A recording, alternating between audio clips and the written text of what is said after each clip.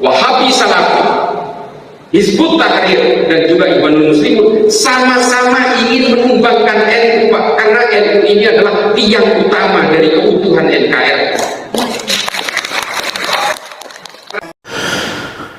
Assalamualaikum warahmatullahi wabarakatuh. Kembali bersama saya Zulkarnain El Maduri. Alhamdulillah, fa inna al-kalami kalamullah wa khairul huda huda Muhammad sallallahu alaihi wasallam wa syarrul umuri muhdatsatuha.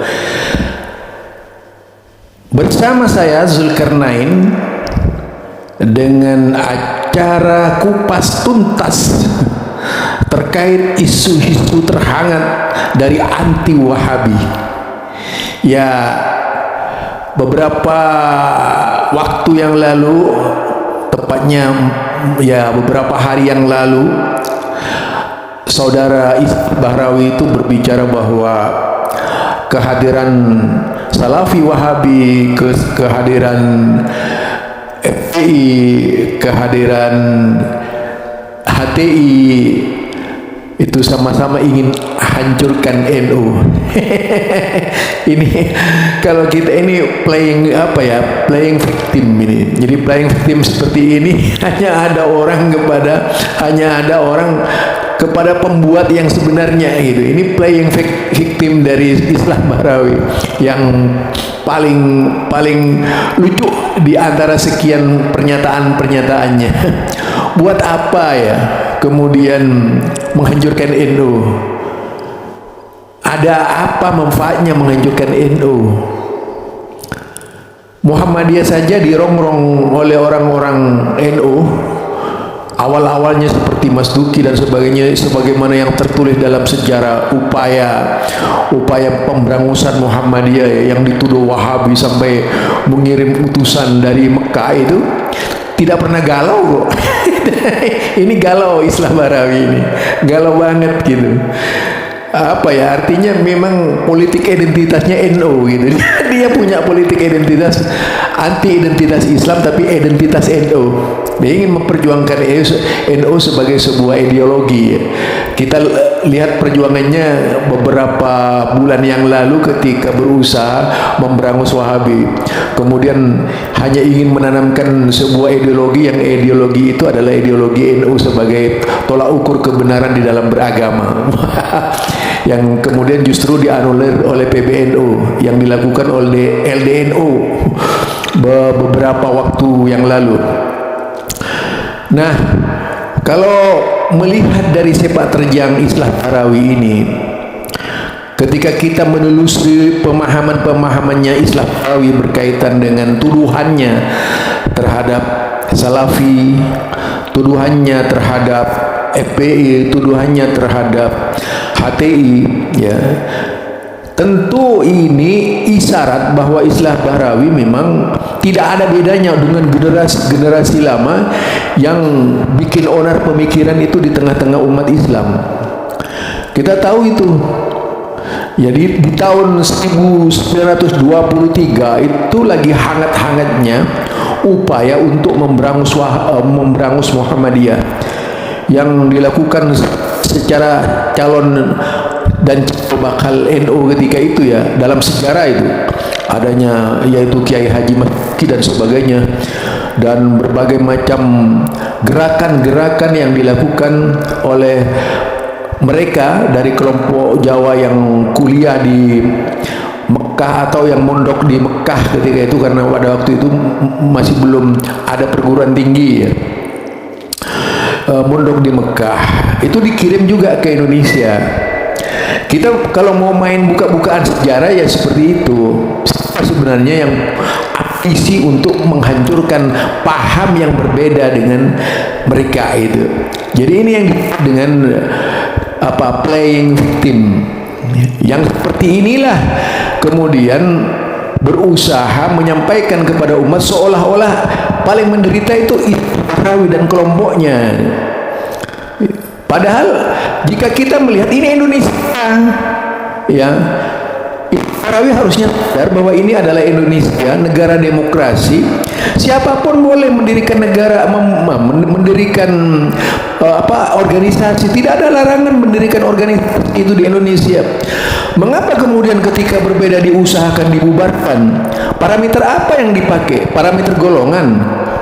Itu tidak pragmatis sekali kalau seperti itu. Namanya lebih pada upaya marginalisasi terhadap kelompok lain, dengan menekan kelompok lain harus sama dengan kelompoknya. Tentu ukuran seperti ini tidak menunjukkan seorang demokrat, tapi menunjukkan orang yang apatis gitu di dalam memahami kehidupan organisasi di Indonesia. Apa sebenarnya yang paling ngotot berusaha mempertahankan ideologinya sendiri? Ya, kalau justru melihat perkataannya Prof. Dr. Ghazalbah dalam sebuah bukunya, memang yang ideologi itu tidak bisa akur dengan ideologi lain. Kalaupun ada, itu remang-remang. Apakah itu ideologi organisasi ataupun ideologi negara? Dalam ideologi organisasi sudah pasti paham yang dianut oleh organisasi itu adalah paham yang diyakini sebagai organisasi. Sama dengan sekarang yang dilakukan oleh Farawi dengan playing victimnya itu, yang menyatakan ini berusaha menghancurkan NU. Setiap ada gerakan-gerakan begitu kayak anak kecil gitu, tidak menunjukkan kedewasaannya sebagai Farawi. Yang seharusnya sebagai seorang intelektual, wawasan harus luas dong. Kemudian bukan jatuh tersungkur dan terbelenggu oleh pemikiran kampungan, ya, oleh pemikiran kampungan yang tidak demokrat, yang tidak ilmiah, justru masuk ke dalam fanatik buta. Itu bahaya itu. Ini yang bisa justru menimbulkan persoalan. Kalau Wahabi dituduh sekian banyak membunuh, Anda tahu Ibnu Tomat itu dari berapa ratus ribu orang yang dibunuh. Jadi jangan sok ibadah suci. Ibnu Tomat itu yang dibunuh mencapai ratusan ribu orang ketika menjalankan misi Asy'ariyah. Jadi ini barangkali juga perlu dipahami agar Farawi tidak mudahlah berbicara atas nama Islam, tapi berparsial, yaitu hanya dilihat dari kacamata kelompoknya, bukan dari kacamata secara universal, bukan kepentingan umum tapi kepentingan kelompok. Nah, tentu yang seperti ini tidak akan memberikan akses yang disebut dengan kebebasan berpikir. Justru ingin monotok, ingin mengembalikan negara ini, ingin mengembalikan kemajuan di dalam berdemokrasi ini kepada masa lalu, yaitu hanya taklid buta, tunduk patuh, hanya yaitu Sabda Pandito dan sebagainya. Ini yang tidak demokratis menurut saya kalau seperti ini caranya. Indonesia mencanangkan demokrasi, negara NKRI, negara Pancasila. Jangan dirongrong dengan bahasa-bahasa yang tidak bersahabat. Itu loh.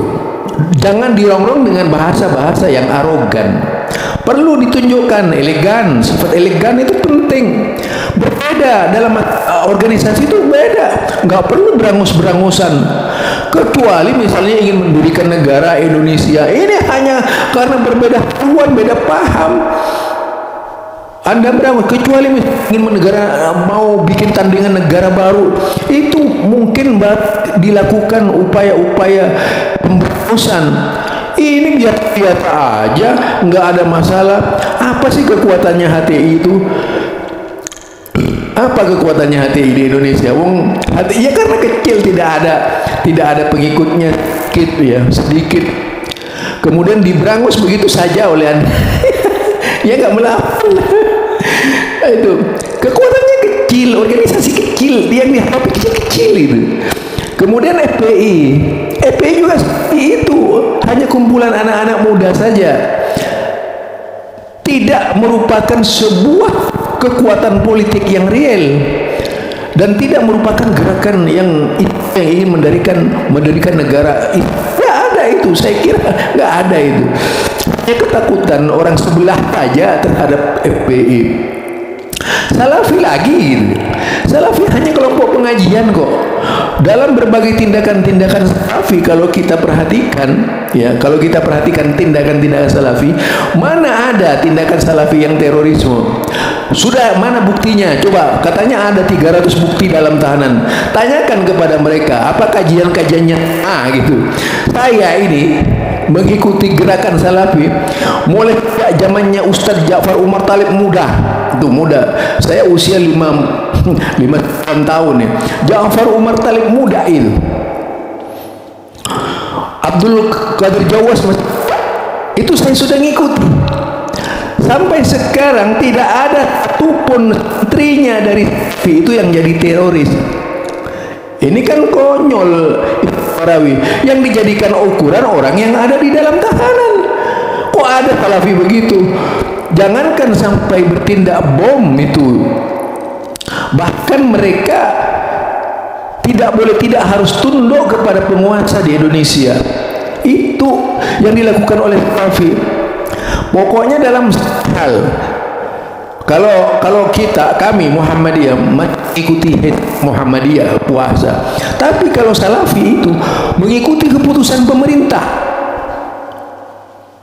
Nah, artinya memang apa? Wa ta'an walau kana abdun abasiyun, kan begitu dalam hadis.